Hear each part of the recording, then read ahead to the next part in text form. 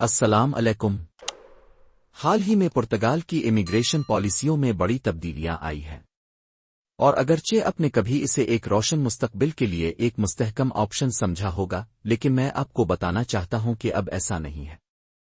ہمیشہ کی طرح ویسٹرن اسٹینڈرڈ پی کے ہمیشہ پاکستانیوں کا خیال رکھے گا اور یقینی بنائے گا کہ آپ کے پاس انتہائی درست اور تازہ ترین معلومات ہوں تاکہ آپ ہجرت کے بارے میں ایک باخبر فیصلہ کر سکیں۔ پرتگال جو پہلے تو تارکین وطن کے لیے ایک نسبتاً نرم گوشہ رکھتا تھا یورپ میں، اب وہاں کی ہوا کچھ بدل رہی ہے۔ نئے امیگریشن اور قومیت کے قانون آ رہے ہیں، سنا ہے جولائی 2025 سے نافذ ہوں گے، اور یہ کافی سخت ہیں۔ آج اسی پر بات کرتے ہیں۔ ذرائع تو یہی بتا رہے ہیں کہ اس سختی کے پیچھے وہ جو انتہائی دائیں بازو کی پارٹی ہے چیگا، اس کا بڑا ہاتھ ہے۔ جی بالکل، یہ ایک آپ کہہ لیں کہ ایک بڑی شفٹ ہے۔ یہ قانون جو ہے نا، یہ پرتگالی شہریت حاصل کرنے کا جو پورا طریقہ کار تھا اس کو کافی حد تک بدل رہے ہیں۔ تو آئیے ذرا دیکھتے ہیں کہ اہم تبدیلیاں کیا ہیں۔ سب سے پہلی چیز جو سننے میں آ رہی ہے وہ تو رہائشی مدت ہے، یعنی کتنے سال رہنا پڑے گا شہریت کے لیے۔ پہلے 5 سال تھے، اب زیادہ تر لوگوں کے لیے یہ مدت بڑھا کر سیدھی 10 سال کر دی گئی ہے۔ 10 سال، یہ تو بہت زیادہ ہے۔ جی ہاں، بہت زیادہ۔ اور جو پرتگالی بولنے والے ممالک ہیں، یعنی CPLP بلاک، ان کے شہریوں کے لیے بھی رعایت کم کر دی ہے۔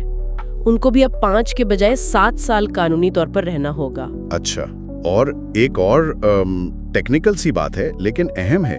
پہلے یہ ہوتا تھا کہ آپ کی رہائش کا شمار تب سے شروع ہوتا تھا جب آپ درخواست جمع کراتے تھے۔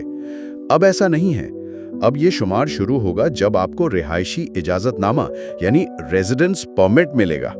اوہ، تو اس کا مطلب یہ ہوا کہ اگر کسی کا پرمٹ آنے میں دیر ہو گئی تو اس کا انتظار تو اور لمبا ہو گیا، مطلب وہ وقت شمار ہی نہیں ہوگا۔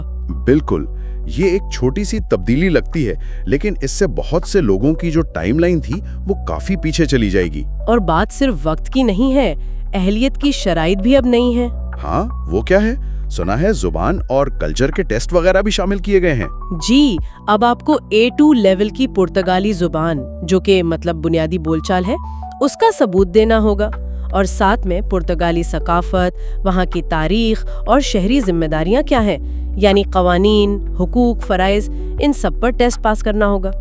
یعنی اب صرف وہاں قانونی طور پر رہنا کافی نہیں، آپ کو یہ بھی دکھانا پڑے گا کہ آپ وہاں کے معاشرے کا حصہ بننے کی کوشش کر رہے ہیں، انٹیگریشن جسے کہتے ہیں۔ بالکل، فعال انضمام کا مظاہرہ کرنا ہوگا۔ اور ایک اور سخت شرط ہے مجرمانہ ریکارڈ کے حوالے سے۔ وہ کیا ہے؟ اگر کسی شخص پر کوئی ایسا جرم ثابت ہو جائے جس کی سزا قید ہو سکتی ہو، چاہے اسے اصل میں سزا نہ بھی ہوئی ہو، صرف امکان ہو، تو وہ درخواست دینے کے لیے اہل نہیں رہے گا۔ اچھا، یہ تو کافی سخت ہے۔ جی، یہ بہت سخت معیار ہے۔ اور بچوں کے بارے میں کیا قوانین بدلے ہیں جو غیر ملکی والدین کے ہاں پرتگال میں پیدا ہوتے ہیں؟ پہلے تو سنا تھا انہیں آسانی سے شہریت مل جاتی تھی۔ ہاں، پہلے کئی صورتوں میں وہ پیدائشی پرتگالی شمار ہوتے تھے، اب ایسا نہیں ہے۔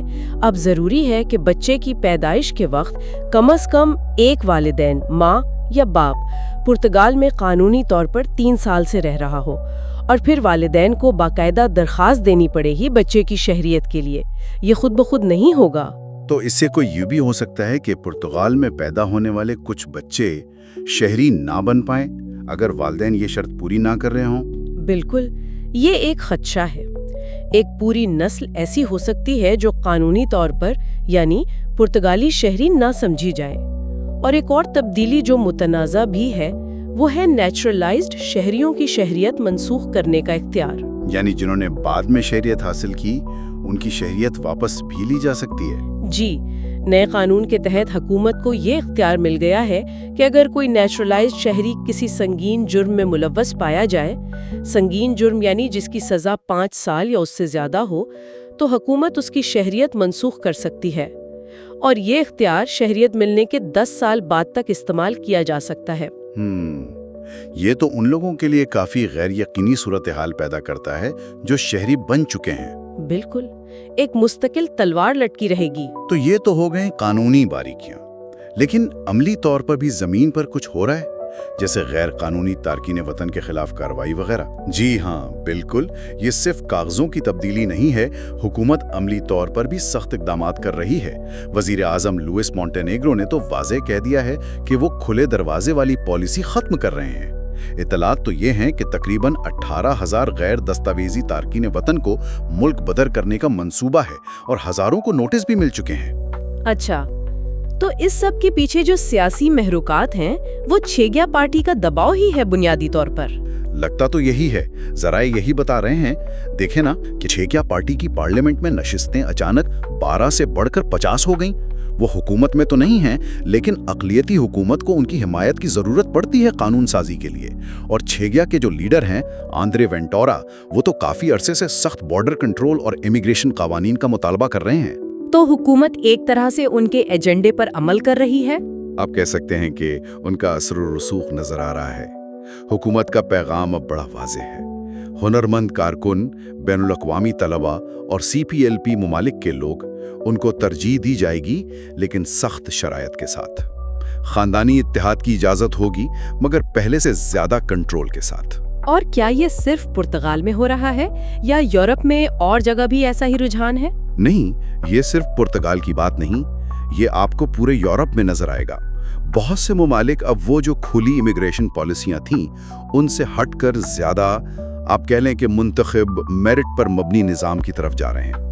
इसका मतलब यह है कि जो लोग पुर्तगाल जाना चाहते हैं, बिशमूल पाकिस्तानी तारके मुताफतिन, उनको अब समझना होगा कि ज़ुबान सीखने, वहाँ की सकाफत में जम होने और अपना रिकॉर्ड बिल्कुल साफ रखने पर पहले से कहीं ज़्यादा जोर देना पड़ेगा। तो खुलासा कलाम ये है कि पुर्तगाल का रास्ता जो कभी आसान समझा जाता